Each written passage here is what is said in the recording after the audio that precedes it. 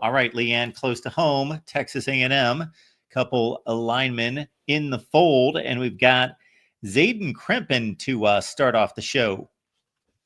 Zayden Krempin out of Prosper, Texas, along with Avery Morcho. These are two guys that the Aggies have been looking to keep to home, and they definitely did that today, of course, kicking off the day with Avery Morcho, top offensive lineman. Then Zayden Krempin follows later, another top offensive tackle coming out of the state of Texas. They clinched that today. So, again, this is a huge win for the Aggies in the trenches. And, of course, we know On3 today releasing its top recruiting classes following these official visits.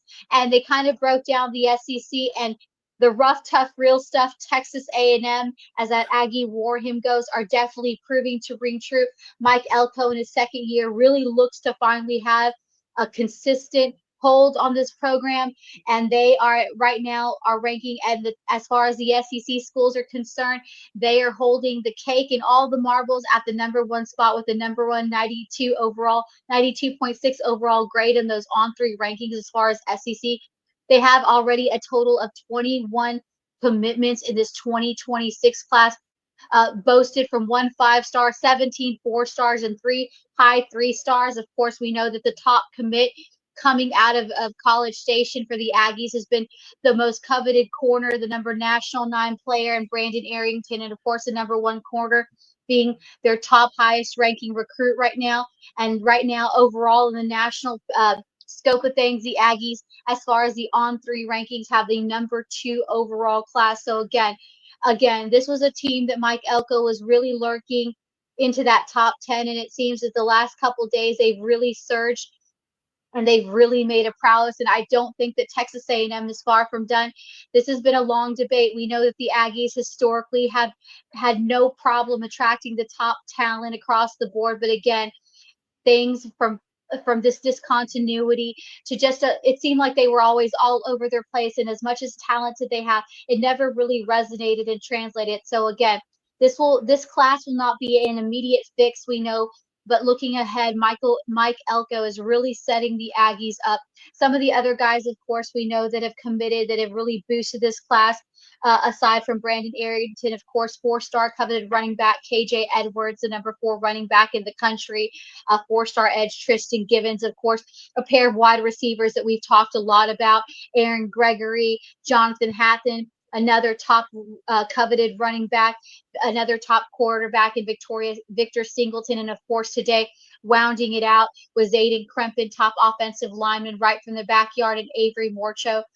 Again, I think the Aggies are setting themselves well up.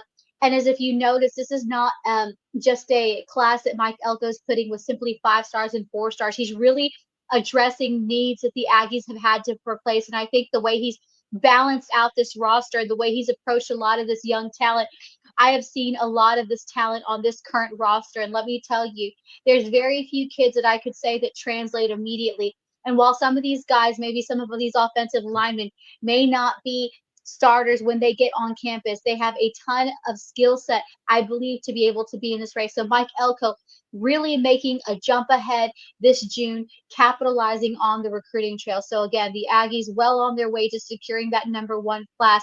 And I do believe now, with some players returning ahead and them setting themselves up for the future, the Aggies might have finally found their formula to make things translate on the field and not just have the top class money can buy, but the top elite talent that will translate down the road.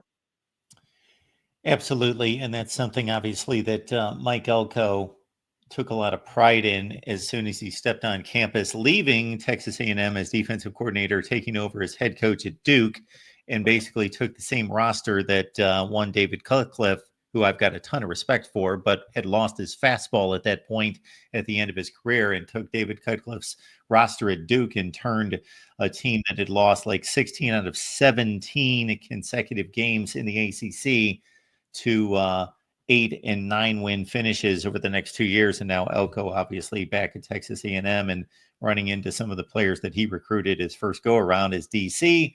And then, as Leanne has stated, not just putting together a rankings impressive class, but a style, fit, scheme, and culture impressive class at this point in 2026.